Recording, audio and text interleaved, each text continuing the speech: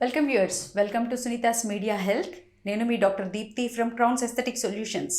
మన వద్ద cosmetology, hair transplantation మరియు ప్లాస్టిక్ సర్జరీ సర్వీసెస్ కలవు. ఈరోజు చాలా ఇంట్రెస్టింగ్ టాపిక్తో మేము ముందుకు వచ్చేసాను. Let us get it with. ఇక్కడ అన్ని మౌంటైన్స్ లాగా, స్పైక్స్ లాగా ఉన్నాయి చూడండి. I was about to talk about blood glucose. మన బ్లడ్ గ్లూకోజ్, ఫర్ ఎగ్జాంపుల్, చాలాసేపు పస్తులున్నాము, సడన్గా అన్నం తిన్నాము. మన బ్లడ్ గ్లూకోజ్ అనేది అలా అమాంతం పెరిగిపోతుంది. బిర్యానీయే తిన్నాం, స్పైక్ అప్ అవుతుంది. బిర్యానీతో పాటు మనం ఏ కోకో తాగుతాం, బ్లడ్ గ్లూకోజ్ స్పైక్ అవుతుంది. తర్వాత డెజర్ట్ తింటాం, బ్లడ్ గ్లూకోజ్ అమాంతంగా స్పైక్ అప్ అవుతుంది. ఇది అంత మంచిది కాదు. రాబోయే రోజుల్లో మనకి డయాబెటీస్ వచ్చే ఛాన్సెస్, హార్మోనల్ ఇష్యూస్ వచ్చే ఛాన్సెస్ ఎక్కువగా ఉన్నాయి. మన కొలెస్ట్రాల్ లెవెల్స్ మీద కూడా ఇది దెబ్బతీస్తుంది. మరైతే ఏం చెయ్యాలి? ఇదంతా ఎందుకు మాట్లాడుతున్నామంటే, ఇలాంటివి ఏమైనా చేస్తున్నట్లయితే మీ జుట్టు రాలడంలో ఇది బాగా రోల్ ప్లే చేస్తుంది. అందుకోసం అనేసి హెయిర్ని సంరక్షించుకునే దానికోసం, అలాగే స్కిన్ని సంరక్షించుకునే దానికోసం ఇదంతా డిస్కషన్ ఇప్పుడు.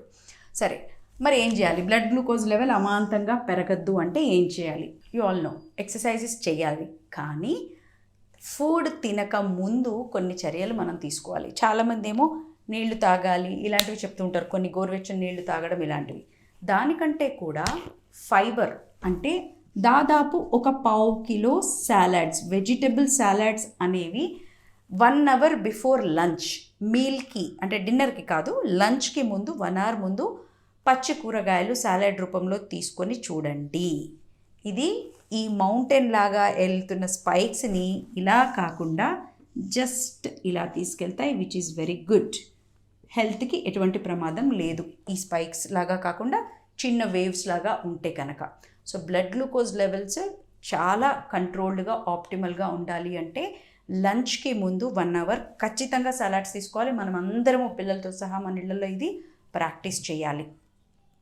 ఇలా చేయడం వల్ల బ్లడ్ గ్లూకోజ్ లెవెల్స్ అనేవి త్వరగా పెరగకుండా స్లోగా, సటిల్గా పెరిగేలాగా మన సిస్టమ్ అకామిడేట్ అవుతుంది. ఎందుకంటే ఈ ఫైబర్ ముందుగానే వెళ్ళి మన గట్ లైనింగ్ని నింపేస్తుంది కనుక.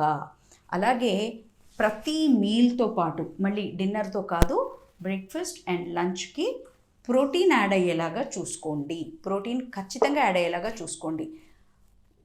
ఏవైనా కావచ్చు, ప్రోటీన్ కెన్ బి పనీర్. ప్లేట్లో పావు భాగము ప్రోటీన్ ఉండేలా చూసుకోండి.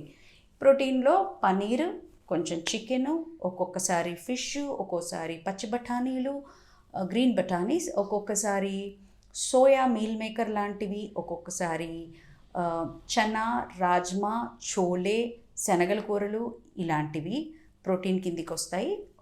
ఈ లిస్టులో రోజుకొకటి ఈ పావు భాగం ఉండేలా చూసుకోండి. ఎగ్ వైట్స్, ఇవి కూడా ప్రోటీన్ కిందికే వస్తాయి.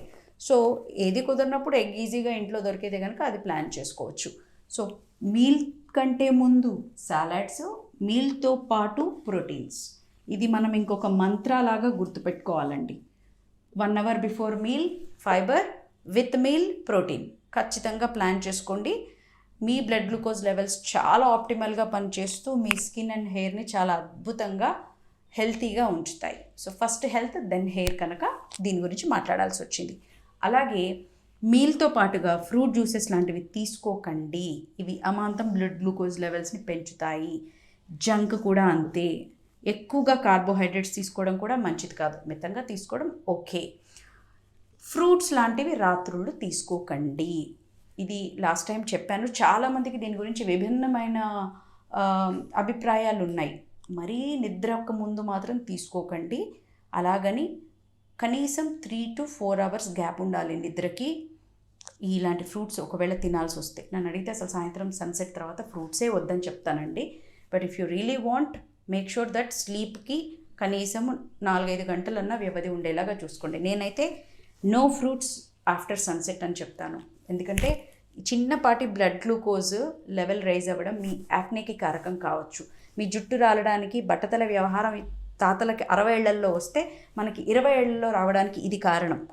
ఈ బ్లడ్ గ్లూకోజ్ లెవెల్స్ని మనం కంట్రోల్ చేయాలంటే fibre before meal, protein with meal. Please make sure that you are doing this. And డిన్నర్లో కాస్త నోరు కట్టుకోవాల్సిందే. డిన్నర్ అనేది హెవీగా చేయకండి, ఎర్లీగా చేయండి.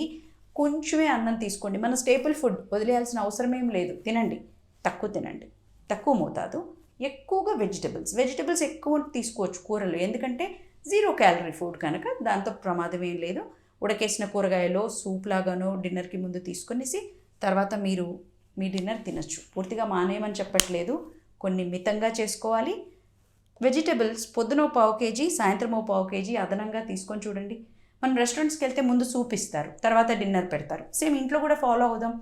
1/4 కేజీ కూరగాయలను ఉడకపెట్టి సూప్లా చేసుకొని తాగి ఆ తర్వాత అరగంటకో గంటకో డిన్నర్ చేయండి. డిన్నర్ హెవీగా తీసుకోము.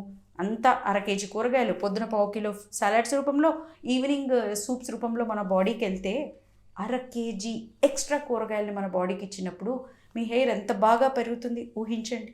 స్కిన్ ఎంత బాగుంటుంది, హెల్త్ ఎంత బాగుంటుంది ఊహించండి. సో ప్లీజ్ మేక్ ష్యూర్ కూరగాయలు అలవాటు చేసుకోండి. ప్రోటీన్ అని జిమ్ అని చాలామంది యూత్ చికెన్ వైపు, ప్రోటీన్ వైపు మాత్రమే ఫోకస్ చేస్తారు, కూరగాయలు తీసుకుంటూ ఉండరు. అలాంటి వాళ్ళు 20s దాటుతున్న టైంలోనే బట్టతలలతో క్లినిక్స్ చుట్టూ తిరగాల్సి వస్తుంది. Beware of it. ప్లీజ్ రోజు సాలెడ్స్ అనేవి కన్సిడర్ చేయండి డ్యూరింగ్ డే. ఈవినింగ్స్ వీలుంటే కాస్త సూప్స్ కూడా తీసుకోండి.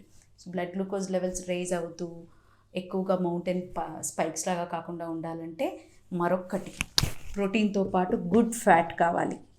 అందుకే మన పాతకాలం వాళ్ళు నెయ్యి ఇలాంటివి అన్నంలో కలుపుకొని తినమంటూ ఉంటారు. సో ఇది కూడా యాడ్ చేసుకోండి. Protein and good fat with meal, and before meal salads. Hope you like this video, viewers. Thank you.